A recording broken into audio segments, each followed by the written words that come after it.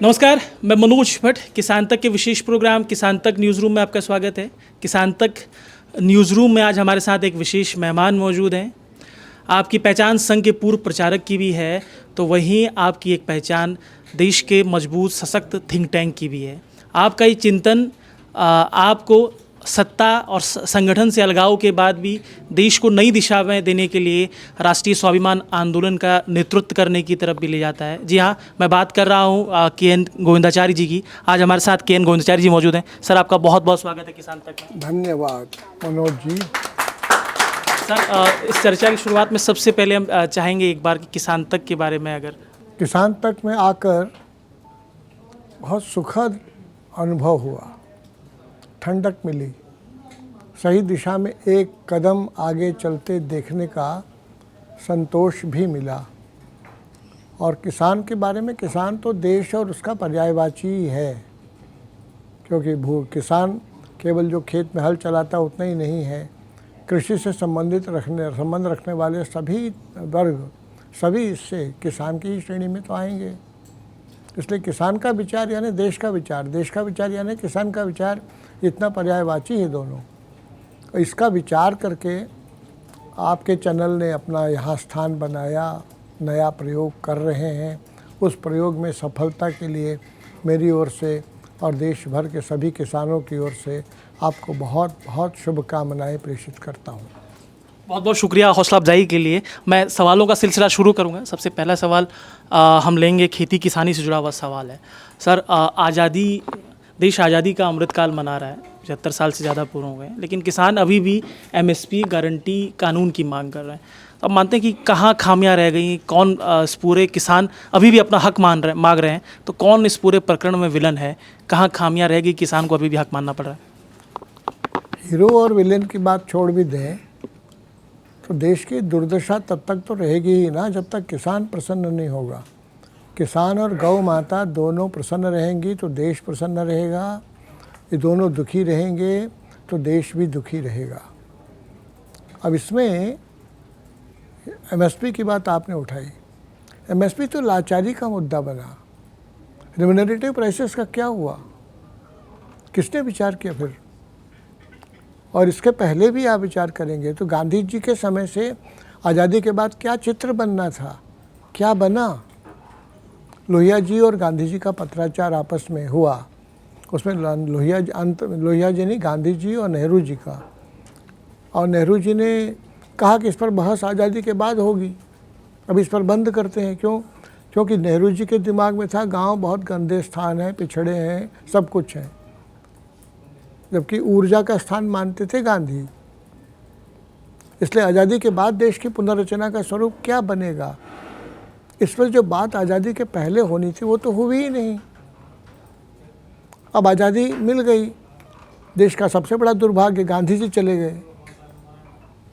और जो थे लोग, आचार्य कृपलानी थे, राजर्षि टंडन थे, ऐसे लोग तो थे, जेसी कुमारप्पा थे, आचार्य नरेंद्र देव थे, ये सब लोग थे जो देश के भावी चित्र का विचार कर। लेकिन नेहरू जी इतने हावी थे और उनकी नज़रिए से जो चला वो औद्योगिकरण का विषय चला, कृषि की उपेक्षा होने का स्वाभाविक परिणाम होता। किसानों का तो उनको तो पिछड़ा ही मान लिया गया था ना, जबकि सच्चाई तो ये है नहीं, सच्चाई तो उससे उलट थी। उसमें क्या हो गया, बस स्वॉट एनालिसिस में चूक हो गई, स्ट्रेंथ एंड वीकनेस। हमने अपनी स्ट्रेंथ को वीकनेस समझ लिया और वीकनेस को स्ट्रेंथ समझ लिया। उसकी दुर्दशा संपूर्ण देश भुगत रहा है। मैं ऐसा मानता हूँ कि इसमें से जब आप आएंगे तो लीस्ट वन कैन डू, न्यूनतम जो किया जा सकता है वो एमएसपी है। और इसके साथ साथ किसानों की आय दुगुनी होना, हाँ शब्द न रहें, ये पहुँच तो जाएं उसमें। इसका जब इंतज़ाम हो, प्राथमिकता में ये विषय तो आवे। अब कितने लोगों को मालूम है देश में कि देश का विचार करेंगे तो देश की 2.4% of the land of the globe, दुनिया का 16% बायोडाइवर्सिटी का स्वामी है, इतनी सघन आबादी वाला है। तो मैन लैंड रेशियो, इसका विचार कर लें। तो देश में 128 इको एग्रो क्लाइमेटिक क्षेत्र हैं। हर क्षेत्र की अपनी सिफत है, हर क्षेत्र का अपना यूएसपी है। तो आज़ादी के बाद रिसोर्स एटलस ऑफ भारत तो बन जाना चाहिए था, अभी तक नहीं बना। तो जमा पूंजी है हमारे पास कितनी? अरे भैया, हमारे घर पर कोई हमला कर दे और कब्जा कर ले, हम झगड़ा लड़ाई करके जैसे उसको बाहर कर दें, घर पर कब्जा पा लें, तो हम पहले क्या देखेंगे? झाड़ फानूस लगाएंगे, टीवी लगाएंगे? सबसे पहले तो देखेंगे ना, दीवार है, नारी है, मोरी है, कहीं चू तो नहीं रहा है, छत खिड़की दरवाज़ा सब ठीक है ना, इसका तो पहले विचार करेंगे ना। बस यहीं पर चूक हुई, इसलिए एमएसपी की बात आ रही है। तो कम से कम इसमें भी यार ईमानदारी तो बरतें। स्वामीनाथन कमीशन ने जो कहा उसका ही विचार ध्यान में रख लें। और सही भाई, किसान एडवर्सरी नहीं है, किसान देश का जीवंत हिस्सा है। इसलिए और लोकतंत्र में सबका सहयोग, सबसे संवाद, सबसे सहभाग, सबकी समझ बढ़ाना, तो किसान उसमें अपवाद क्यों रहे? क्यों एडवर्सरियल मोड में हम देखें या आएँ? संवाद क्यों नहीं हो सकता? टालते रहना, चलते रहे, हमें क्या मतलब? अपनी ज़िंदगी में खलल न आवे तो सब कुछ ठीक। ये तो लोकतंत्र की भावना के अनुरूप नहीं हुआ ना। तो इसलिए इस पर विचार गंभीरता से होना है। आप क्या मानते हैं कि एमएसपी एक विषय है किसानों का, इसके अलावा भी बहुत सारे विषय हैं खेती किसानी से जुड़े हुए, इसको लेकर किसान परेशान भी रहते हैं, आंदोलित भी, लेकिन राजनीतिक दल गंभीर नहीं है। तो आपकी नज़र में समाधान क्या है? कैसे समाधान हो सकता है? किसानों को फसलों का वाजिब दाम भी मिले और उनकी समस्याओं का समाधान। ये तो बुद्ध ही महाराज कह गए, भगवान बुद्ध, आत्मदीपो भव, यदि तोर डाक सुने केहू ना आशे, अकला चलो रे। तो इसलिए किसानों का भी अब देख रहे हैं, इसमें दबाव तो मानो ये बनाया जा रहा है सब ओर से कि किसान छोड़ के चला जाए ज़मीन। अब ये समझ में नहीं आ रहा है जो नियामक है, नीति नियामक, भैया छोड़ के जाएगा तो जाएगा कहाँ? उसकी क्या इंतज़ाम, कितना झुग्गी झोपड़ी बढ़ाइएगा? भारत के अमेरिकीकरण का आप सोचते हैं, हो रहा है ब्राज़ीलीकरण। और भारत जैसे पॉपुलेशन डेंसिटी के वाले देश में ब्राज़ीलीकरण भी नहीं होगा, अराजकता मचेगी, डिप्रेशंस होंगे, आत्महत्याएं होंगी, वीक माइंड रहेंगे, वो मेलंकली मूड में जाएंगे। जो स्ट्रॉन्ग माइंड से वो एग्रेसिव होंगे, दोनों में शुभ नहीं घटता। इसलिए इसमें से विचार करके अभी भी मौका है ज़मीन और जल की व्यवस्था ठीक करना, नेचुरल फार्मिंग की ओर आना, काउ सेंट्रिक फार्मिंग की ओर जाना। इसमें कहीं स्टेटस कॉम्प्लेक्स का भय या भूत पालने की ज़रूरत नहीं है। अब देखिए, न्यूजीलैंड है, ऑस्ट्रेलिया है, मवेशी पालन तो मुख्य व्यवसाय है, तो उससे क्या कोई 10th नहीं पढ़ा है, लेकिन 10,000 मवेशी हैं उसके पास, तो सोशल स्टेटस तो उससे डिसाइड होता है। जो आप गोबर की बात कह रहे हैं, तो गोबर ही तो है। इसलिए हम जो डिस्टॉर्शंस ऑफ मेंटल डिस्टॉर्शन है हमारे दिमाग में, क्या सही और क्या गलत के बारे में, क्या हमारा क्या पराया के बारे में, बस वहाँ पर ठीक होने की ज़रूरत है। एक सवाल, गाय गोबर की आपने जिक्र किया, क्योंकि आप राष्ट्रीय स्वाभिमान आंदोलन का नेतृत्व भी कर रहे हैं, गांव गाय और गोबर की बात करते हैं। दुनिया चांद पर ज़मीन तलाश रही है और आप गाय और गोबर की बात करते हैं, गांव और गोबर की बात करते हैं। ये गाय और गोबर का चिंतन हम जानना चाहेंगे एक बार आपका। ज़मीन तलाशें तो भी खाएंगे तो गेहूँ रोटी, अन्न चावल भात, वो तो बिस्किट्स नहीं खाएंगे ना, जो सोने के बिस्किट होंगे। इसलिए और गांव गाय गरीब, सरकार होती किस लिए है? State is created to protect those who cannot protect themselves. राज्य का संरचना ही इसीलिए होता है कि वो उनका बचाव कर सकें जो खुद का बचाव न कर पाएँ। आज किसान उस श्रेणी में आ गया है ना, तो गार्जियन तो वो है, आज फटे हाल है। क्यों है? इस पर सोचकर अगर योजना भी बनावे थोड़ी सी, तो कहाँ हर जाएगा? इन्वॉल्व तो कर लें। अभी इन्वॉल्व किया उन्होंने तो वही 3 बातें रखी थी, एमएसपी की बात रखी थी, स्टेट्स को भी कॉन्फिडेंस में लिया जाए, हमको भी कॉन्फिडेंस में लिया जाए, तो कहाँ हर्ज था? इसलिए अभी भी यही अवसर है, कृषि को हम महत्व दें। 1/3 इकोनॉमी में कंट्रीब्यूशन होना चाहिए, प्राइमरी सेक्टर, द्वितीय सेक्टर और टर्शियरी सेक्टर का। क्या हाल है? 19% तो 18% कंट्रीब्यूशन जीडीपी का ऐसा कहा जा रहा है। इसलिए इसको डिस्टॉर्शंस को ठीक तो करें।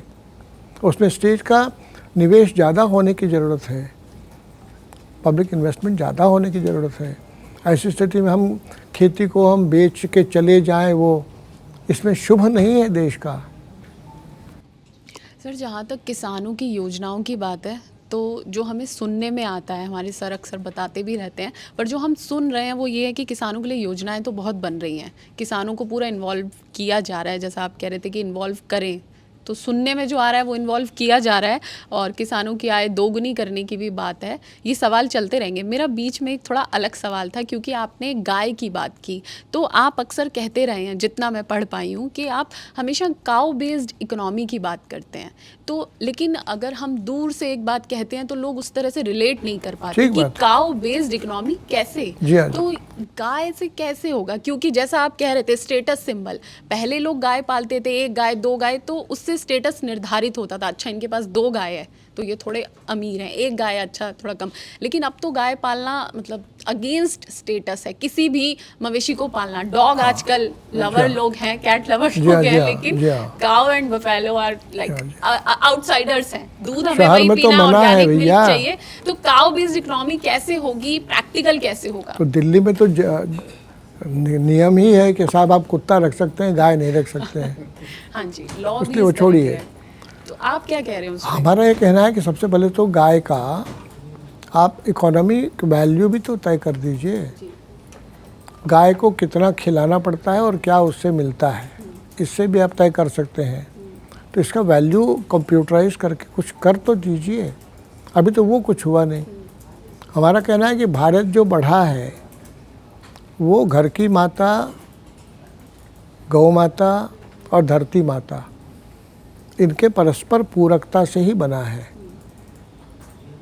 और इसके लिए गाय का महत्व रखेंगे तो नेचुरल फार्मिंग होगी, तो कम पूंजी कम लागत की खेती ही परवड़ेगी भारत में। Multi crop mixed crop agriculture ही बनेगा भारत में। ट्रॉपिकल क्लाइमेटिक कंडीशंस का एडवांटेज भारत में मिलेगा। तो एनिमल पावर जिसको कहा जाता है उसका भी स्थान रहना चाहिए। आज हम जो पॉलिसीज़ बना रहे हैं उसमें एनिमल पावर को डिस्प्लेस करके फॉसिल फ्यूल किया है। तो भैया कृषि में लागत बढ़ी कि कम हुई, इसको देख लो। उपज कितनी बढ़ी कितनी नहीं बढ़ी वो को देख लो। इसका हिस्सा किसान को कितना मिला कितना नहीं मिला इसको देख लो। एक बार आप बजटिंग को फिर से इस दृष्टिकोण से देख करके ठीक तो सेट कर लें, तब न पता लगे कि कितना। अब जैसे आपने पालक भेज दिया गांव, कहाँ? तो इंग्लैंड में बेच दिया। अब आप भूल गए कि भैया आपके यहाँ 100 दिन 100 घंटा पानी केवल बरसता है, साल भर का काम लेना है। पालक 1 किलो उगाने में आपको 50 लीटर कम से कम पानी चाहिए। एक दाम भी रख लें, अगर आप 1 लीटर पानी का 2 रुपया, तो 50 का 100 रुपया तो होगा। तो आप एक्सपोर्ट में क्या किस दाम पर बेच रहे हैं पालक को? यहाँ बाज़ार में 10 रुपया किलो या गट्ठी, और बाहर भेजेंगे 20 रुपया। तो आप थई हो गए कि 10 रुपया आपने ज़्यादा कमा लिया। घाटा किसको हुआ? जो मेटल्स थे, मिनरल्स थे ज़मीन के, उसका क्या हुआ? इन सब को आपने रियल कॉस्टिंग किया क्या? इसलिए आप ये सब भी करना शुरू करें। तो भारत को भारत के नज़रिए से देखना और तदनुसार व्यवस्थाएं करना। अब जैसे गोचर ज़मीन क्या हो गया, जलाशयों का क्या हो गया, सब तो अतिक्रमण में पड़ गए, पट गए। ठीक तो करिए। अब हमारे देश में 2.5 लाख पंचायतें हैं, 4 भी जलाशय बन जाएं तो 10 लाख हो जाए। हमको अपने देश के ढंग से कदम उठाने पड़ेंगे। 121 इको एग्रो क्लाइमेटिक क्षेत्र के हिसाब से 40 नस्लें हैं मवेशियों की, उसका ठीक कर लें पहले। और इसके लिए जब आप करना शुरू करेंगे तो कॉस्ट बेनिफिट रेशियो जब आप कैलकुलेट करेंगे, उसमें कॉस्ट जो आपने नेचर के साथ खिलवाड़ किया उसका जो असर है उसको देखेंगे, जन स्वास्थ्य का असर जो पड़ा है उसको आप देखेंगे। तो कंप्यूट करके तो नफ़ा घाटा बराबर हो जाएगा। घाटा होगा उधर और इधर होगा फ़ायदा। इसलिए पहले आदमी के पहला सुख तो निरोगी काया है, सबसे बड़ी त्रासदी वही है अभी। इन सब का उपचार गौ माता से बढ़कर, घर की माता से बचकर, घरेलू नुस्खों के अलावा क्या हो सकता है? सबका तो विचार करिए, केवल अपार्टमेंट्स में जो रहते हैं उनका विचार आप करिएगा। और जहाँ गांव, जैसे आपको एक छोटी सी बात बता रहा हूँ, डाइग्रेस हो रहा होगा पता नहीं। मैं गंगा जी की पद यात्रा में गया था। पद यात्रा में एक दिन की बात है, अन्ना गाय, जिसको निराश्रित गाय कहते मवेशी, वो घूम रहे थे। हम पैदल चल रहे थे और उधर से देखा तो वो गाय मुंह मार रही है कटेली तारों के बीच में, फसल का एक फुनगी मिल जाए उसको, और वो उसमें असफल रही, गर्दन छिला गया तो बाहर आ गई वापस। मैं बैठा था एक स्टूल पर और कुछ लोग बैठे थे। उस गाय की आंखें मुझे नहीं भूलती हैं। पूछ रही है कि हमने क्या कसूर किया है। हम तो खाने के लिए थे, तुमने उसको तो पूछा नहीं, जो था उसके लिए भी कांटे के तार तुमने लगा दिए हैं। अब मैं क्या करूं, तुम मुझे बताओ। किसको बताता? फिर लोगों से बात करने लगा था। फिर बगल के एकदम एक बच्चा लिए हुए गोदी में एक औरत, महिला खड़ी थी खंभे से, और उससे पूछा कि क्या होगा, तो कहती बड़ी लंबी सांस लेकर, कुछ नहीं होगा बाबा, कुछो कर लीजिए, प्रलय है प्रलय। देखिए नहीं तो गंगा में गौ माता और गंगा मैया ऐसा रहती, आप सोचिए। फिर भी लगे रहिए, ये सवाल। सर लेकिन जब हम ये वाली बात करते हैं तो जो निराश्रित पशु हैं उनका तो इस तरह का मुद्दा सामने आता है कि वो इलेक्शन इशू बन जाता है, खासतौर पे यूपी में, कि इन्हें हम दूर करेंगे, हटाएंगे। और जब हम किसानों से बात करते हैं तो वो भी अपनी फसल की रखवाली के लिए इन पशुओं से परेशान नजर आते हैं कि इनका सोल्यूशन दीजिए। मैं भी मानता फिर क्या करें? मैं भी मानता हूँ, जिसलिए किसानों का भी आप देखें, वो अपने बाल बच्चों की तरफ देखता है तो कांटेदार तार लगाना उसकी मजबूरी है। और गौ माता की ओर से देखिए तो उनको सामान्य समझ में नहीं आया कि क्या हो रहा है ये सब। इसलिए इस द्वंद्व में सरकार का रोल फिर भी है ना। जैसे गाय ही है, मान लीजिए अन्ना गाय है, वो उसके लिए व्यवस्था तो कर सकते हैं। हम लोगों ने 2016 में व्यवस्थाओं को सुझाव दिया है, यहीं पर जंतर मंतर में, यहीं पर जनपथ के रास्ते पर हम लोग सब इकट्ठा आए थे। 20 सूत्री गौ की ओर से निर्देश पत्र प्राइम मिनिस्टर ऑफिस को भी भेजा है, उसमें उत्तर है। ऐसा नहीं है कि सब असाध्य समस्याएं हैं, उत्तर है, उन सब का सार्थक उपयोग है। वो लोग डिजेक्टेड नहीं है, रिजेक्टेड नहीं है। जैसे मनुष्य रिजेक्टेड नहीं हो सकता, वैसे ये भी नहीं रिजेक्टेड है, सब मिलकर होल हैं। इसलिए उनका विचार किए बगैर मनुष्य अगर सुखी होना चाहे तो ये मृगमरीचिका होगी। तो आपने जो मांगे दी हैं, आपको क्या लगता है कि सरकार उस पर पॉजिटिवली एक्शन क्यों नहीं लेती है या ले रही है? उनको फुर्सत नहीं है, भाग दौड़ में है ना, हर कोई भागता नजर आ रहा है, टिक कर सोचता दिखता कम है। इसलिए speed is overtaking everything, even the sense of direction. सब गाय की बात हो रही है, इसी पे आगे अभी बात करेंगे। आपने काफ़ी इस पे काम किया, आप बीजेपी में रहे, लंबे समय तक रहे। अभी जो सरकार है, पिछले करीब 10 साल पूरे हो रहे हैं, इसने गाय की पॉलिटिक्स की ज़्यादा, और गाय पे उस तरह का जो जिस तरह का काम आप सोच रहे हैं उस तरह का काम बहुत कम हुआ। तो क्या आप भी मानते हैं कि गाय जो है पॉलिटिक्स की शिकार हो गई है भारत में? गाय ही क्यों, पॉलिटिक्स के तो हिस्सेदार सभी हैं और शिकार तो सभी हैं। एक तरह से आदमी शिकार नहीं है। कॉलेज विद्यार्थी आज शिकार नहीं कहेगा अपने को, बेरोजगार लोग अपने को नहीं कहेंगे, जो मानसिक रुग्णता के लोग हैं क्या वो नहीं मानेंगे अपने को शिकार? इसलिए इसमें से स्वस्थ समाज के लिए स्वस्थ वातावरण, स्वस्थ व्यवस्थाएं, प्राथमिकताओं का चयन ये तो आवश्यक है। तो वो जो दृष्टिकोण था एक, जब आपके समय की जो बीजेपी थी, वो अब लगता है कि अब बिल्कुल ख़त्म हो गया वो दृष्टिकोण? हमने देखा नहीं है, सही बात कहें। हाँ। सच में हम नहीं गए। अब देखिए ना, हो गया होगा 2000 में छुट्टी ली थी ना, हाँ उसके बाद से हम कहाँ गए हैं बीजेपी कार्यालय वगैरह। पर हाँ भाई, देखते नया समझते कार्यालय, होंगे आप। नए कार्यालय पर भी हम नहीं गए हैं। हाँ नया कार्यालय बना है ना दीनदयाल उपाध्याय मार्ग में, जी। तो बगल में तो हम गए हैं एकात्म भवन में, उसमें तो हम नहीं गए। भैया जिनका काम है वो नहीं, करेंगे। क्रियाकलाप तो दिख ही रहे हैं आपको ना। दीवार के अंदर कहाँ से दिखेगा यार, बाहर के जो क्रियाकलाप है। बाहर क्या कराड़ी। अच्छा, गाय के बारे में कई सारे देश इस तरह का, कई जो पर्यावरणविद हैं वो मीथेन वाली जो एक मीथेन का मुद्दा उठाते हैं, मीथेन गैस का, तो वो कहाँ तक आप मानते हैं कि ये जायज़ है? क्या भारत डिफेंड नहीं कर पा रहा इस मामले में? क्योंकि ये तो हमारी प्राचीन काल से ये चीज़ें रही हैं हमारे, और पशुपालन कोई आज थोड़ी हो रहा है, पहले से ही हो रहा, अनादिकाल से हो रहा हमारे यहाँ। पशुपालन, कृषि गोपालन वाणिज्य श्रीमद् भगवत गीता में रिकमेंडेड है भारत की दृष्टि से, इसलिए उसका सही भूमिका होनी चाहिए। उस भूमिका के लिए पहले उसकी अस्तित्व की स्वीकृति होनी चाहिए। गांधी जी ने कहा था कि सबसे पहला निर्णय सरकार का जो होगा वो संपूर्ण गौवंश हत्याबंदी का होगा। क्या हुआ उस निर्णय का? अभी भी क्या हुआ? अभी भी केंद्रीय सरकार की ओर से कानून बनना चाहिए। वो कह देते हैं कि स्टेट्स का काम है। स्टेट्स का काम नहीं है, संविधान में स्टेट लिखा है, स्टेट्स नहीं लिखा है। तो इससे सेंट्रल गवर्नमेंट का ही अभिप्राय है।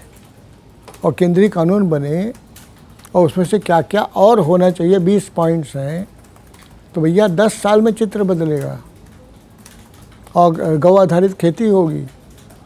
आपने एनिमल पावर को डिस्कार्ड किया है भारत से लिखे ट्रॉपिकल क्लाइमेटिक कंडीशंस के देश में।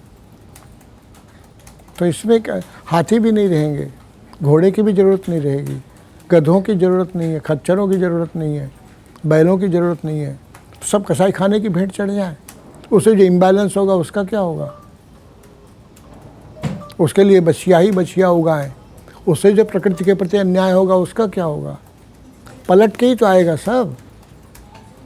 और पलट के आएगा, अलग अलग रूपों में आएगा, संभालते नहीं संभलेगा। इसलिए अभी भी यही उपाय है। ये जो मीथेन वाला परसेप्शन एक बनाया जा रहा है, इस पे क्या आपका वो? हमारा कहना है कि भैया लाभ हानि दोनों देख लो और काउंटर भी क्या किया जा सकता है देख लो, प्रैग्मेटिक होकर देखो, कोई हर्ज नहीं। लेकिन एक बार बेसिक्स तो मान लो, हमको इतना कुछ करना है और उसमें से रोज़गार का सृजन होगा, उसमें से और क्या क्या होगा, सब तदनुसार प्लानिंग हो जाए। इसलिए मेरा कहना है कि 121 इको एग्रो क्लाइमेटिक क्षेत्र के अनुसार योजना बननी चाहिए, जिसमें देहात गांव केंद्र में रहे, ग्राम सभा को सशक्त बनाया जाए। सब कुछ तो गांधी जी ने कहा था आज़ादी के पहले ही। पंचायतों का क्या रोल है, ग्राम स्वराज का कहाँ रोल है भैया संविधान में? कहीं नहीं है लगा। कहीं क्या करेंगे इसका लेके संविधान? गांधी जी ने यही कहा। तो अभी भी कहाँ देर हुई है, पुनश्च हरिओम करना चाहिए। सर, अभी आपने कहा कि मैं 2000 में भाजपा से बहुत ज़्यादा टच में रही हैं। ठीक है, आप भाजपा से दूर रहे हैं, परंतु आप समाज का अवलोकन और समाज से तो जुड़े हुए हैं, ये तो मानता हूँ। और मैं ये आपसे जानना चाह रहा हूँ कि जो आज का जो 10 साल 15 साल 20 साल के पहले की जो राजनीति और जो जिस तरह के राजनीतिक दृष्टिकोण आ रहे हैं, राजनीतिक दृष्टिकोण कि हमको जल्दी से उसका आउटपुट यानी वोट कन्वर्सन, केवल वोट की राजनीति को लेकर ही उस तरह के मुद्दे और उस तरह की चीज़ों को वो किया जाता। हमारा भविष्य, हमारी जो आने वाली संतति है उसका भविष्य को लेकर राजनीतिक पार्टियों का दृष्टिकोण नहीं दिखता है। जैसे मैं बता दूं कि जैसे अभी आपने कहा कि वाटर शेड, कैनाल मैनेजमेंट पे इस तरह के मैं कभी नेताओं को उद्घाटन करते हुए नहीं देखता हूं, परंतु मैं इस तरह का उद्घाटन करते देखता हूं कि जहां पे लोगों का थोड़ी सी बस उसकी विजुअलिटी बने, लोगों को विजुअल दिखे, उस तरह के नेताओं का उद्घाटन देखता हूं। तो क्या ये इस राजनीतिक जो सोच है, इससे हम लोग का आने वाली जनरेशन का भविष्य सुरक्षित आपको नज़र आता है क्या? उस कृषि के नज़रिए से भी, क्लाइमेटिक चेंज के नज़रिए से, मैं इस पर पूरा आपका चाहता हूँ। ना आपने कहा पार्टियां सामाजिक बदलाव का औजार होती हैं, उसके लिए राजनीति समाज केंद्रित होनी पड़ती है, सत्ता केंद्रित नहीं। हर कीमत पर जीत ये राजनीति का मूल मंत्र नहीं हो सकता। हर कीमत पर जाका रंजन, यही भारतीय मूल्य है राजनीति के। जैसे राम ने किया, जैसे चाणक्य ने किया, जैसे आदिशंकर ने किया। इसलिए राजनीति का कहीं ना कहीं, जिसको साइकिल में हम लोग कहते थे ढक हो गया है या टाल हो गया है, पहिया फंस गया है, तो राजनीति का भी पहिया थोड़ा फंसा हुआ है। धनाधारित राजनीति है और इलेक्शन ओरिएंटेड, इलेक्शन बेस्ड राजनीति हो गई है। मूल्यों और मुद्दों के प्रति अवमूल्यन हुआ है। इसलिए इसमें भी नई पीढ़ी को ही इसका सोचना पड़ेगा परिमार्जन। और नई पीढ़ी के लोग सोच भी रहे हैं इसमें से। जगह जगह नए नए प्रयोग हो रहे हैं, अच्छे अच्छे प्रयोग सफल भी हो रहे हैं, डिसेंट्रलाइज्ड प्रयोग हो रहे हैं। आप कहीं चले जाइए, आप दूदू के पास, तो वहाँ लापोडिया गांव मिल जाएगा। महेश शर्मा चले जाइए तो झाबुआ में मिल जाएंगे। बहुत काम हो रहा है। उन सब कामों को ठीक ढंग से बांधना और 121 इको एग्रो क्लाइमेटिक क्षेत्रों में हर एक में एक एक नोडल सेंटर बनना, इस प्रयास में हम सब कई लोग लगे हुए हैं। मुझे लगता है कि और 2 साल लगेगा ऐसे 128 eco agro climatic zones and nodal centres, 2000 success stories का नेटवर्किंग और 10,000 से ज़्यादा एक्टिविस्ट की सूची, कम्युनिकेशन, इतना कर लें तो हम भी धक्का दे पाएंगे सही दिशा की दिशा में, ऐसा मुझे लगता है। अच्छा, ये चीज़ कि आज की राजनीति परिदृश्य में ये जानना चाहता हूँ कि पहले जैसे पार्टिसिपेटरी अप्रोच होते थे, मिलजुल के काम होते। मैं एक गुजरात में एक बार भूकंप आया था, मैं लोकसभा में सुन रहा था कि उसके लिए अटल बिहारी वाजपेयी ने शरद पवार को कोऑर्डिनेटर बनाया था, वो जबकि विपक्ष में थे।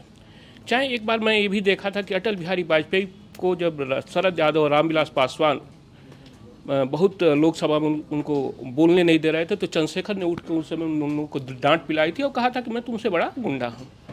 परंतु आज के परिदृश्य में मैं देख रहा हूँ, लोकसभा के परिदृश्य में, चाहे पार्टिसिपेटरी कोई वर्क कि लोकसभा में जिस तरह के मुद्दे उठते हैं और वहाँ पे पार्टिसिपेटरी अप्रोच नहीं दिखता है। जैसे लगता है कि किसी से युद्ध हो रहा है, अपने ही देश में अपनी एक दूसरे की सोच को अडाप्ट नहीं कर रहे हैं। तो आप इस पर क्या राजनीतिक माने भविष्य में इसका क्या प्रभाव पड़ सकते हैं? क्या हमारी जनरेशन को कितना फ़ायदा होगा या नुकसान होगा? भारत की राजनीति तो प्रतिद्वंद्विता की नहीं है, संवाद की है, सहमति की है, सहकार की है। ये थोड़े समय तक का एबरेशन सरीखा दिखता है और कुछ नहीं। और इसमें आपने जितना कहा, नेहरू जी ने भी तो यूनाइटेड नेशंस के असेंबली में रिप्रेजेंटेटिव के नाते अटल बिहारी वाजपेयी को भेजा था। ये सब होता है, भारत की यही परंपरा है। संवाद कभी न टूटे, ट्रस्ट डिफिजिट ना हो, समाज में ही ट्रस्ट डिफिजिट ना हो, नहीं तो टेंशन्स बढ़ेंगे, अविश्वास होगा तो सहयोग नहीं होगा, तो संदेह का वातावरण रहेगा। इसलिए अभी भी संवाद ही उपाय है हर क्षेत्र में, और इसमें विश्वास की ज़रूरत है। संवाद और विश्वास ही लोकतंत्र की बुनियाद है। सर, एक सवाल लेंगे, थोड़ा सा प्रगति की तरफ घूमने की कोशिश करेंगे, प्रगति चिंतन पर आपकी बात करेंगे। दुनिया क्लाइमेटिक चेंज का सामना कर रही है, जलवायु परिवर्तन एक गंभीर चुनौती बनकर उभरा है। ये साल भी अल नीनो का है, तो क्या क्लाइमेट चेंज, अल नीनो, ये वेस्टर्न डेवलपमेंट मॉडल का परिणाम है?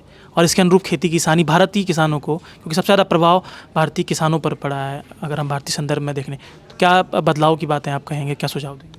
कहानी 500 साल की है। कोलंबस ने उपनिवेशवाद की शुरुआत की, जिसके कारण प्रतिद्वंद्विता, हिंसा, मिलिटरिज्म, हथियारवाद, सरकारवाद, बाजारवाद तक स्थितियाँ पहुँच गई हैं 500 वर्षों में। और इसका स्वाभाविक परिणाम होता उस विकास मॉडल का कि कुछ लोगों तक बात पहुंचती, गैर बराबरी बढ़ती, वही बढ़ी हुई है।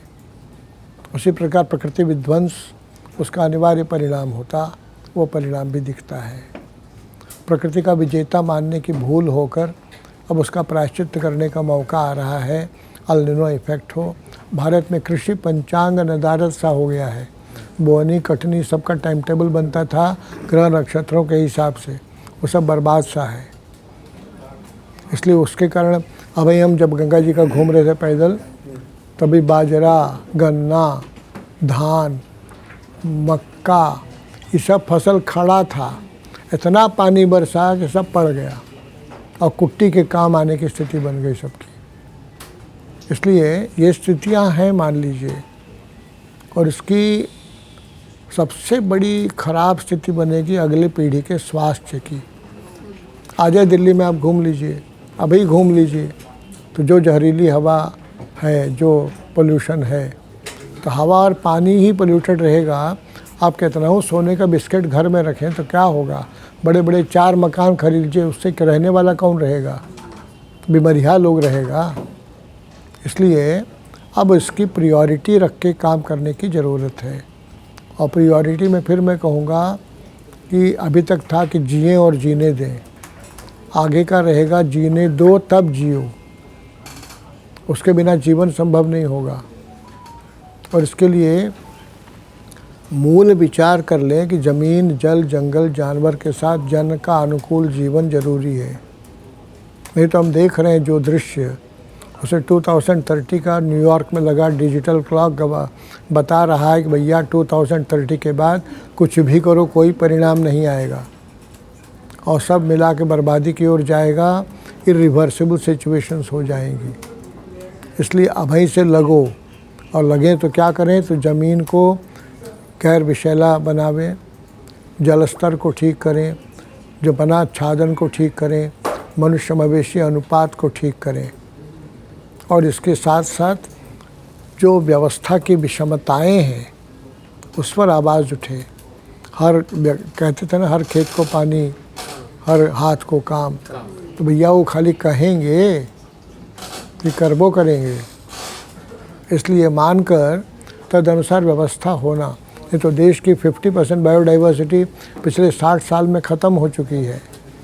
इसलिए ऐसी स्थिति में हम मोनोकल्चर कहाँ तक ले जाएंगे भैया, और सब मनुष्य से जुड़े हुए हैं। अभी हम ऐसी एक घटना बताते हैं आपको। मिर्ज़ापुर ज़िले में घूम रहा था तो नीलगाय की समस्या थी। क्यों समस्या थी, बातचीत हुई तो अब 50-60 के झुंड में आ जा रहे हैं, निःशब्द खेत में घूम जा रहे हैं, ऊपर सब चूस ले रहे, खा ले रहे हैं, खड़ी रहती है फसल। किसान को सुबह मालूम पड़ता है सब तो फसल खड़ी है, पूछता है तो सब सफ़ा हो गई। क्यों ऐसा हुआ? क्योंकि किसानों ने सबसे पहले फर्टिलाइज़र्स एंड पेस्टिसाइड्स का बेतहाशा उपयोग किया, फिर वो जहर बन गया, एक्स्ट्रा जो था वो पानी में चल गया ज़मीन में, उससे जो घास उगी उसे मवेशी खा लिए, वो हो गए। मवेशी जो खा लिए उनको छोटे जानवर खाए, भेड़िया, सियार, लकड़बग्घा, लोमड़ी, वो नदारद हो गए सृष्टि से। अब बचेगा तो नीलगाय बचा। पहले क्या होता था, संत तो भक्ष्य भक्षक संबंध है, भक्ष्य हमेशा ज़्यादा, भक्षक हमेशा कम, ये प्रकृति ने बना के रखा है। शेर हमेशा कम रहेगा, हिरन ज़्यादा रहेंगे, मगर कम रहेगा, मछलियाँ ज़्यादा रहेंगी। सृष्टि का विधान है ये, उसका आदर तो करें। वो नहीं किए। पहले क्या, तो नीलगाय प्रजनन के बाद बच्चा लेके दौड़ते थे, ये छोटे जानवर पीछा करते थे और वो बेचारे भाग नहीं पाते थे, तो उनका भोजन बन जाता था और आबादी संतुलन हो जाता था नीलगाय का। इसलिए सबका जीवन है। अभी आपको मैं कहूँगा जब मौका मिले तो बायोडाइवर्सिटी पार्क चले जाइए, वज़ीराबाद, डॉक्टर फयाज़ वहाँ काम करते हैं। वहाँ तो आपको दिखाई पड़ेगा सब लौट रहे हैं, पक्षी भी लौट रहे हैं, तितलियाँ भी लौट रही हैं, जानवर भी लौट रहे हैं, तेंदुआ भी लौट रहा है। किया जा सकता है, 10 साल की बात है, मिशन मोड में काम किया जाए, वॉर फुटिंग पर काम किया जाए, सब हासिल संभव है। अगली पीढ़ी के स्वास्थ्य रक्षा और सुखी जीवन के लिए प्रकृति केंद्रित विकास है। इसी का नैरेटिव बिल्ड करते हुए 30 नवंबर को हमारी कोशिश है कि देश भर से जो सक्रिय लोग हैं वो इकट्ठा हों और रामलीला मैदान में आकर संकल्प की घोषणा करें कि वो प्रकृति केंद्रित विकास के नैरेटिव को बिल्ड करने के काम में लगेंगे। जी सर, यमुना पे लौटते हैं। यमुना को वापस जीवन देने के लिए आप संघर्ष कर रहे हैं। गंगा संवाद आपका किससे छिपा नहीं है। बेशक नदियाँ देश में पूजनीय हैं, लेकिन नदियों को स्वच्छ रखने के लिए जन जागरूकता का अभाव है। कैसे ही संभव हो पाएगा कि अब जन जागरूकता आप कह रहे हैं, देखिए छठ में कितना भीड़ होता है जमुना जी में, और झाग आता है वही में नहाती हैं, इसलिए जनता की भावना तो भरपूर है। अब एसटीपी का वो क्या करें? आपने हथनी कुंड में पानी रोक लिया, बाद में वजीराबाद में रहा साहब पानी रोक लिया, और पानीपत से लेकर इंडस्ट्रीज़ का ही सारा करनाल का आप लेते चले आए वेस्ट को। जनता क्या करे इसमें? एसटीपी फंक्शन नहीं कर रहा है, एसटीपी 1/4 कैपेसिटी पर काम कर रहा है। जनता इसमें क्या करे? सरकार का काम सरकार करे, समाज का काम समाज करे। देखिए 6% के लगभग पोल्यूशन होता है, हमको एक ने बताया है। जो पूजा सामग्री ऐसी सब चीज़ें होती हैं, कपड़ा डाल देना, कचरा थोड़ा लाते हैं डाल देना पूजा वाला, 6% पोल्यूशन में भी contributed by this. Industrial pollution और सीवेज पोल्यूशन सब ज़्यादा। आप खुद देखिए ना, दिल्ली के आदमी हैं आप, नजफगढ़ नाला आप देख ही रहे हैं। हरियाणा से चली नदी साहिबी चलती गई नजफगढ़ तक, और नजफगढ़ में उनके ऊपर डाल दिया गया नाला, तब से लेकर जमुना जी तक को लेती हुई जा रही है, तो नजफगढ़ नाला बनकर जा रही है। इसमें समाज क्या करेगा?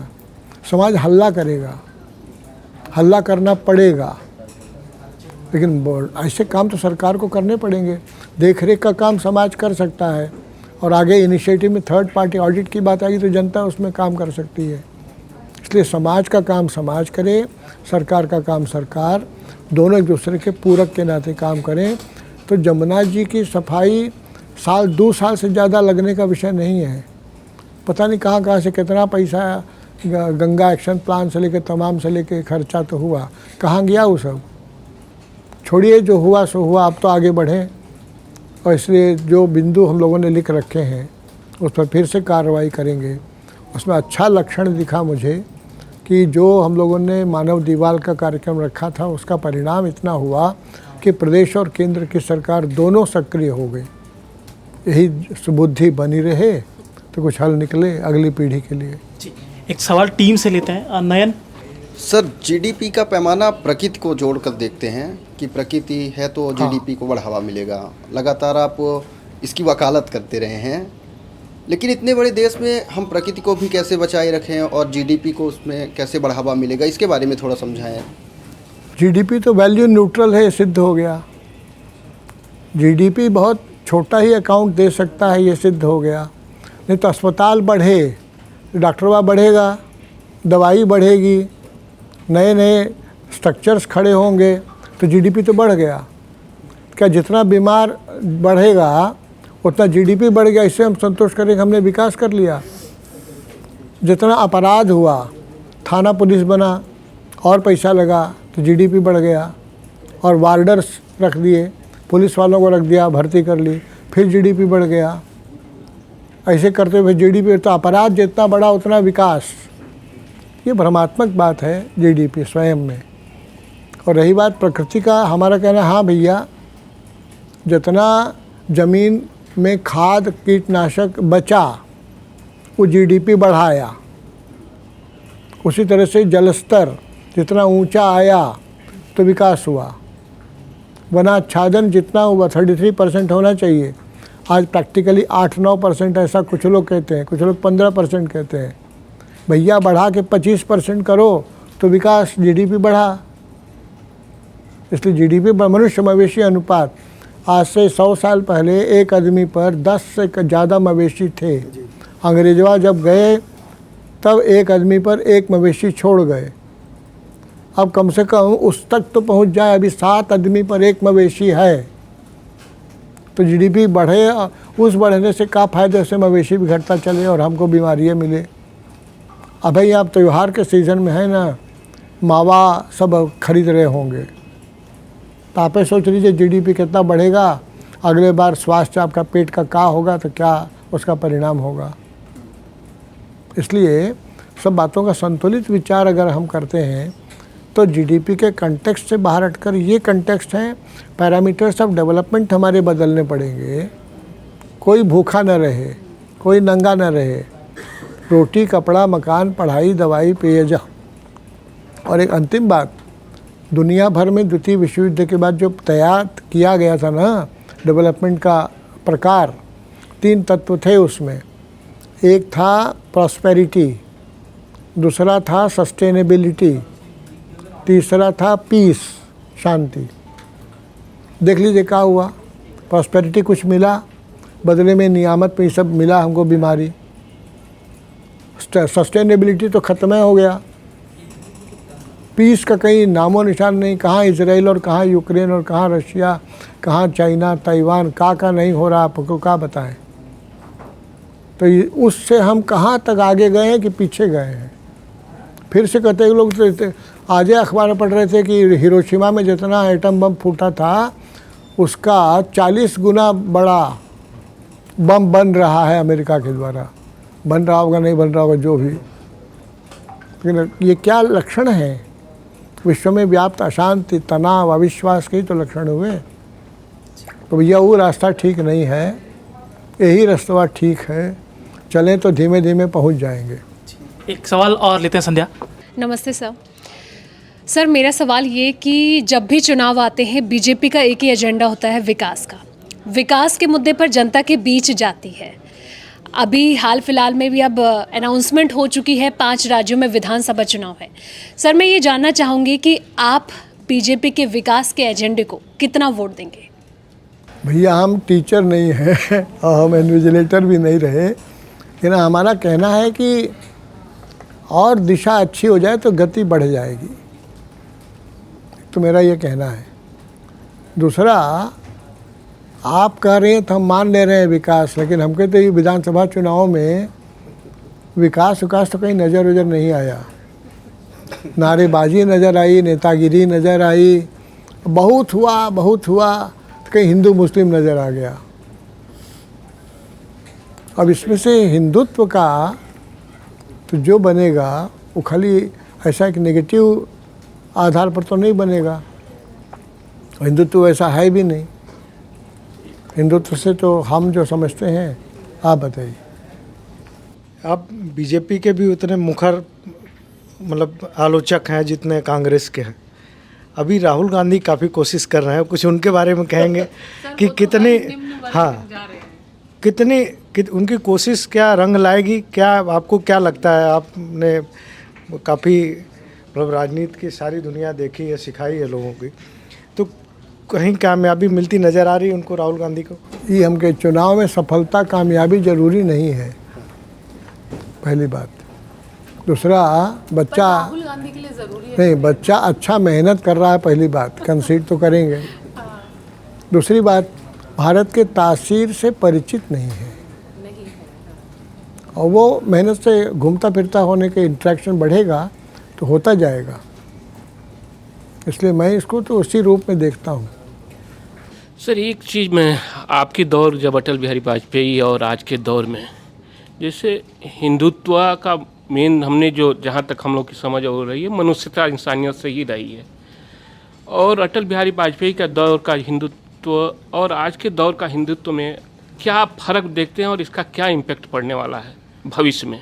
हम तो जो मानते हैं भैया, हिंदुत्व 5 बातें मानते हैं। एक, सभी उपासना पद्धतियों से भगवान की प्राप्ति हो सकती है, ये आस्था हमारे में है।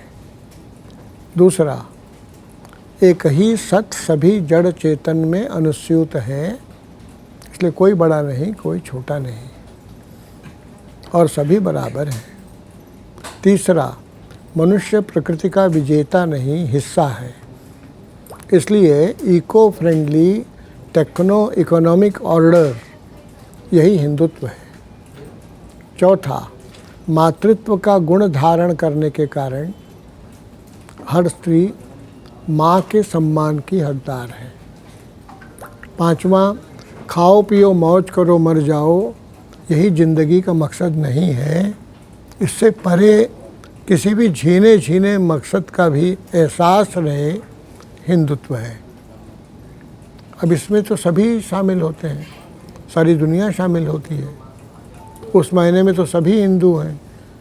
अंतर वो मैं वही दौर कर रहा हूँ। उस समय के हिंदुत्व जो अटल आपके लोगों का दौर था, जो आप लोग जब थे उस समय के हिंदुत्व में और आज के हिंदुत्व में कुछ चेंजेज आपको नज़र आ रहा है, इससे भविष्य पे क्या असर पड़?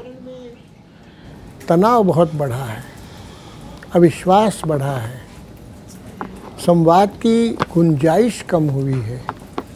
चिंता की बात यह है, किसी से भी जाति के आधार पर भी आप देखिएगा, जाति, क्षेत्र, भाषा, संप्रदाय के आधार पर ये चेतनाएं बढ़ी हैं, संवाद के वातावरण को कलुषित करती हैं। एक दूसरे के बारे में बिना ज़्यादा जाने ही कमेंट्स कर देना, ये अच्छा नहीं होता है, ये समझदारी नहीं है। जी, इससे जुड़ा हुआ एक सवाल लेते हैं रिजवान जी।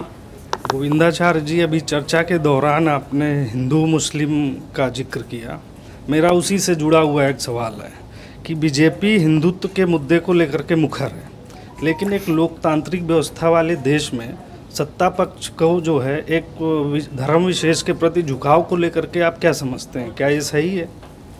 इसमें क्या करते हैं इस पर तय होगा। जैसे राम जी उदाहरण के लिए, रामो विग्रहवान धर्मः, इसलिए राम जी या 3 मंदिर जो बात चली थी, ये तो भारत की तासीर और पहचान है, इसलिए इस पर बात दो नहीं हो सकती जी। लेकिन बाकी बहुत सी बातें इस पर समझने की ज़रूरत है एक दूसरे को। जैसे संवाद ही नहीं होता है लोगों का, जैसे इत्तेहाद है, बिल्कुल मिल्ली है, एक दूसरे के बारे में जानना तो होना चाहिए। तो इंटरफेस डायलॉग जिसको कहा जाता है, उसको बहुत प्रमोट करने की ज़रूरत है। ये आज के वक्त का तकाजा है, तमाम अपने अपने आग्रहों के रहते हुए। जी, शुक्रिया। धर्म विशेष के साथ साथ एक बार हम अब मराठा आरक्षण के मुद्दे पर भी जाना चाहेंगे। संदीप सर, मेरा सवाल ये है कि सर मराठा आरक्षण का मुद्दा गर्म है अभी, तो आप आरक्षण को कितना ज़रूरी मानते हैं? और सर, क्या भारत की आत्मा या गांव जो माना जाता है उसमें जाति व्यवस्था को साथ लाने के लिए कोई दूसरा मॉडल खड़ा किया जा सकता है? इसलिए इसमें तो जी पॉजिटिव डिस्क्रिमिनेशन, ये लास्की का सिद्धांत है, उसी आधार पर ये चला है। और इसमें केवल जाति आधार नहीं हो सकता, लेकिन केवल आर्थिक आधार भी नहीं हो सकता। आर्थिक आधार पर पिछड़ापन है तो अतिरिक्त सुविधाएं देकर उसकी भरपाई हो सकती है। केवल सामाजिक पिछड़ापन हो तो सम्मान के आधार पर हो सकता है। लैंगिक पिछड़ापन हो तो वरीयता का सिद्धांत लागू होगा। लेकिन हमें कुछ बनना है का एहसास ही मर जाए तो आरक्षण के चैनल की ज़रूरत पड़ती है। इतना साइंटिफिकली समझ लें, फिर बाकी हमें मिला तो अच्छा है और नहीं मिला तो ख़राब है। सब्जेक्टिविटी इसमें आने का बहुत खतरा रहता है। हमको तो एक बार का याद है, आगरा में एक पत्रकार वार्ता ली थी। हमने ये कहा था, बाड़ा साहब का कहना था, बाड़ा साहब देवरस का, वही बात हमने कहा था कि जो लोग जाति के आधार पर आरक्षण की बात करते हैं वे जातिवाद से ग्रस्त हैं, और जो केवल आर्थिक आधार पर आरक्षण की बात करते हैं वो देश के सदियों के दुखद इतिहास की पहचान नहीं रखते हैं। ऐसा उन्होंने कहा, मैंने यही बात कही थी। अगले दिन अखबार में, एक अखबार में था जो जातिवाद के आधार पर आरक्षण की बात करते हैं वो जातिवाद से ग्रस्त हैं, काट दिया। और दूसरे अखबार में था, पहला वाला था, काट दिया। उधर का आधार आर्थिक आधार पर आरक्षण की वकालत करते हो, देख के दुखद सामाजिक सदियों के इतिहास को अनदेखा करते हैं लोग। हम पूरा चलाएंगे। ये हमने अनुभव किया है, जो हमको बहुत अगले दिन समझ में नहीं आया कि हम इधर जाएँ कि उधर जाएँ, क्या करें। दोनों जगह लोग गरियाएंगे। आरक्षण से इतर एक बार टैक्स चोरी की विषय है। अंकित, अब नहीं यार। एक सवाल 2 सवाल और रहेंगे। आपके चरणों में सादर प्रणाम। मेरा नाम अंकित है। एक जो सिलसिला आजकल देश में चालू हो गया है कि जो बड़ी कंपनियां हैं, कॉरपोरेट घराने के जो लोग हैं, उनका सीधा जो उद्देश्य है वो खेती किसानी की ज़मीन हड़पने का हो चुका है, या कॉरपोरेट टैक्स चोरी की जो एक बात निकल कर आती है। बड़ी बड़ी ऐसे जो घराने हैं वो क्या कर रहे हैं आजकल, खेती किसानी की ज़मीन पे कब्जा करके और टैक्स को घुमा देते हैं। तो उसको लेकर आपका क्या विचार है कि सरकार को इस ओर ध्यान देना चाहिए? क्योंकि इससे क्या होता है कि गरीब किसान का जो पूरा मॉडल है वो उन लोगों को ये सोचा जाता है कि किसान बहुत अमीर है, लेकिन कॉर्पोरेट टैक्स चोरी को लेकर क्या कहना चाहेंगे आप? जो आप कह रहे हैं वो तो चिंतनीय है ही, और जो विकास का सपना दिखाया जाता है कई बार, उसके लिए मैं हमेशा कहता हूँ किताब confessions of an economic hit man, और जो स्थितियाँ हैं जिस दिशा में जा रही हैं वो है when corporations rule the world, एक किताब है, उसको पढ़िए तो चरण यही है। और जो सब्ज़ी बाग दिखाया जाता है उसका भी परिणाम क्या है, ये जॉन परकिंस ने किताब लिखी है, उससे स्पष्ट होता है। इसलिए हम जो राह पकड़ रहे हैं वो हमारे देश की तासीर के अनुकूल नहीं है, और इसमें कॉरपोरेट्स हों या रिटेलर्स हों, दोनों को सावधानी, क्योंकि सरकार की ओर से कॉरपोरेट्स को और ज़्यादा अकाउंटेबल बनाने की ज़रूरत है। कम्युनिकेशन टेक्नोलॉजी के क्षेत्रों के बारे में तो ग्रीवांस रिड्रेसल की व्यवस्था इतनी पुअर है, उसको ठीक करने की ज़रूरत है। उस विषय में हमने 2012 से PIL किया हुआ है, और उसको अकाउंटेबल बनाने के लिए तो सबको उसमें लगना पड़ेगा, तब कहीं हल्ला होगा, तब मचेगा। राजनीतिक दलों के द्वारा एक्सपेक्ट करना ये बहुत ज़्यादा हो जाएगा उन पर। एक आखिरी सवाल लेंगे, थोड़ा सा निजी भी है और देश जानना भी चाहेगा। मुखौटा प्रकरण, वाजपेयी जी का पार्टी छोड़ने का आग्रह पर आप क्या कहेंगे? क्या इस प्रकरण के बाद KN गोविंदाचार्य जी के एक नए चिंतन ने जन्म लिया, या ये मानते हैं कि अगर आप उस टाइम पर संगठन में रहे होते और आज सत्ता का हिस्सा होते तो क्या आप अपने चिंतन से एक सफल मॉडल बना पाते? नहीं, ये तो आखिरी बात से हम शुरू करेंगे उत्तर। हमको एक क्षण भी ऐसा नहीं लगा, अफसोस या रिग्रेट या कुछ भी मुझे लगा नहीं है। मुझे लगा कि बाय यार, ठीक है, समय पर भाग गए। बट सर वो कहा जाता है ना, you have to be in the system to change the system. ऐसा हमको भी लगता था, इसीलिए तो काम कर रहे थे। लेकिन समझ में आया नहीं, इसलिए समझ में आया कि बाहर से इंटरवीन करने की ज़रूरत है। जैसे आपको उदाहरण बनारस के हैं ना, गंगा जी में नाव चलाते थे, और अभी का जो मौसम आ रहा है उसी में बीच में रेती आ जाता है, घुटना भर पानी, उसके नीचे रेती, नाव फंस जाती है। नाव फंस जाए तो सब सवारी बैठल रहे, ऐसे तो कितना भी चप्पू चलाए कुछ नहीं होगा, कोई न कोई उतरे और धक्का दे, फिर पानी में जाए तो चढ़ जाए। अब ऐसे में मैं अपनी स्थिति देख रहा था, भैया तुम बैठे हो नाव में, तुमको समझ में आ रहा है कि फंस गई है नाव, सत्ता की रेती में राजनीति की नाव फंस गई है। इसे सत्ता की आपाधापी के समूह से हो जाएंगे राजनीतिक दल। जो लक्ष्य होना है for a purpose, politics for a purpose, उसमें कठिनाई आएगी। मान लो मुझे ये समझ में आया, उसके पीछे कारण हमारा 12 साल का काम, 12 साल काम करते हुए लक्ष्यबद्ध होकर काम करने में जब हमने अलग अलग तरह के बाधाएं, अड़चनें, दिक्कतें, बॉटलनेक्स, ब्लॉकेजेस सब देखा होगा, उससे हमको लगा कि यार ये तो रीति में फंस गया है। अब हम न उतरे तो हम अनैतिक आदमी हुए, इसलिए हमको लगा तो हम उतर गए, उतर लगे धक्का दिया, फिर मन हुआ चढ़ो, न मन हुआ तो मत चढ़ो, तो हम उसमें हट गए। और इसके कारण हमको उसके बारे में रिग्रेट्स तो कभी नहीं हुए। हाँ, हमारे काम की गति कम है, उसके पीछे कारण है कि हमको संगठन का भी दायरा और ढांचा खड़ा करना था, विधि निषेधों का पालन करना था, और इसमें हम कम पढ़ रहे थे। लेकिन इसके लिए एक्सक्यूज़ मैं देना नहीं चाहता था और न किसी को ब्लेम गेम में मैं उतरना नहीं चाहता था। इसलिए हमको अपना काम करना है। काम करते करते 20-22 साल हो गया, हम एक लक्ष्य होकर काम करते रहे हैं। अब कुछ कुछ दिखाई पड़ता है, हमारे अलावा भी 20-50 लोग हैं जो घूम रहे हैं, तो हमको इससे समाधान है। एक आखिरी सवाल लेंगे सर।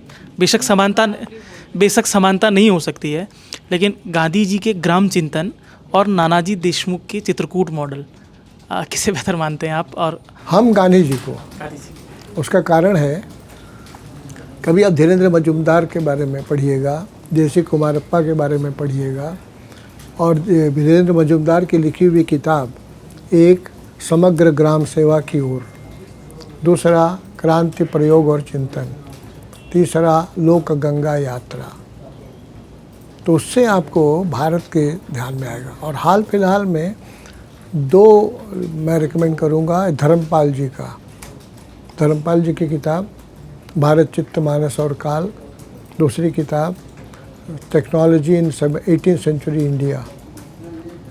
ये विशेष पढ़ने लायक है, जो एंगस मेडिसन और बैरॉक के लेखन को पुष्ट करता है। और एक रविंद्र शर्मा हुए हैं जिन्होंने गांव के बारे में चित्रण किया है। ठीक, ये सब पढ़ने से जो हम जिस दिशा में जाना चाहते हैं वो स्पष्ट होती चलती है। नानाजी के चित्रकूट मॉडल पर टिप्पणी? अच्छा किया उन्होंने, कर भी रहे हैं। इस बीच हम 8-9 साल से गए नहीं हैं। मैं ऐसा मानता हूँ कि इसमें हमेशा साधना की ज़्यादा आवश्यकता और महत्व रहता है, साधनों का कम। बहुत बहुत शुक्रिया। हमारे साथ के.एन. गोविंदाचारी जी थे, जिन्होंने किसान तक के न्यूज़ रूम में तमाम खट्टे मीठे सवालों के जवाब बहुत सादगी के साथ और पूर्णता के साथ दिए। मैं बहुत बहुत शुक्रिया कहूँगा सर, आप किसान तक के मंच पर आए।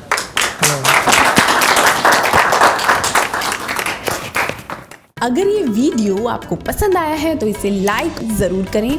अगर चैनल अभी तक सब्सक्राइब नहीं किया है तो कर लें और नोटिफिकेशन पाने के लिए बेल आइकन भी दबा दें।